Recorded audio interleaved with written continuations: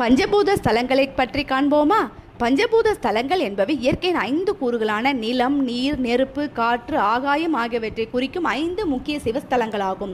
காஞ்சிபுரம் மாவட்டத்தில் அமைந்துள்ள ஏகாம்பரேஸ்வரர் கோவில் பஞ்சபூதங்களில் ஒன்றான நிலத்தை குறிக்கிறது.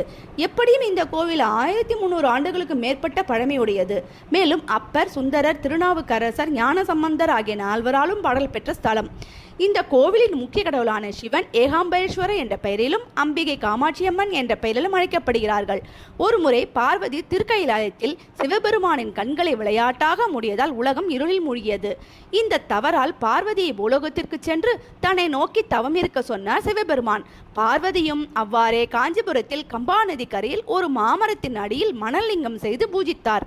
அப்பொழுது கம்பைமா நதி வெள்ளம் பெருக்கெடுத்து வந்தது. அம்மையார் பயந்து தனது மணல் லிங்கத்தை வெள்ளம் அடித்து செல்லாமல் இருக்க அதனை கட்டி கொண்டார்.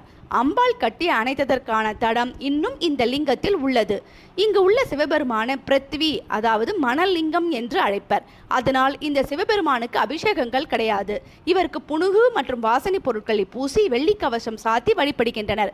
கோவிலின் உற்சவர் சிலைக்கு மட்டுமே அபிஷேகம் நடைபெறுகிறது. உற்சவர் சிலை பஞ்சலோகங்களால் உருவாக்கப்பட்டது. இங்கு பிரம்மா, விஷ்ணு, ருத்ரர் என்ற மூவரும் பூஜித்த லிங்கங்கள் இருக்கின்றன.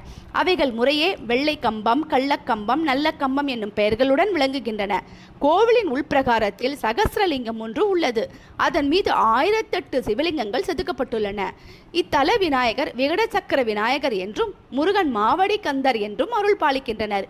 இங்கு ஈசான பாகத்தில் விஷ்ணு நிலாத்துண்ட பெருமாள் என்னும் பெயரால் அருள் பாலிக்கிறார். கருவறைக்கு பின்புறம் பிரகாரத்தில் மாமரம் ஒன்று உள்ளது. இம்மரத்தின் அடியில் சிவன் அம்பாளுடன் அமர்ந்த கோலத்தில் சோமஸ்கந்த வடிவில் இருக்கிறார். அம்பாள் நாணத்துடன் தலை கவிழ்ந்தபடி சிவனை நோக்கி திரும்பி இருக்கிறாள். இதனை சிவனது திருமண கோலம் என்கிறார்கள். இம்மரம் சுமார் 3500 ஆண்டுகளுக்கு முந்தையது. மிகவும் புனிதமானது. 4 வேதங்களை 4 கிளைகளாக கொண்ட இத்தெய்வீக மாமரம் இனிப்பு, புளிப்பு, துவர்ப்பு, கார்ப்பு ஆகிய 4 வகை சுவைகளை கொண்ட கனிகளையும் தருகிறது. தை மாத ரத சப்தமி தினத்தில் லிங்கத்தின் மீது சூரிய ஒளி விழுகிறது. பங்குனி உத்தர பெருவிழா 13 நாட்கள் நடைபெறும்.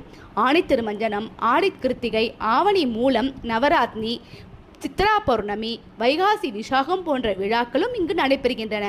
திருமண தடைகளை நீக்கும் கோயிலாகவும் இது கருதப்படுகிறது. இக்கோவில் காலை 6 மணி முதல் 12:30 மணி வரையிலும், மாலை 4 மணி முதல் இரவு 8 மணி வரையிலும் திறந்திருக்கும்.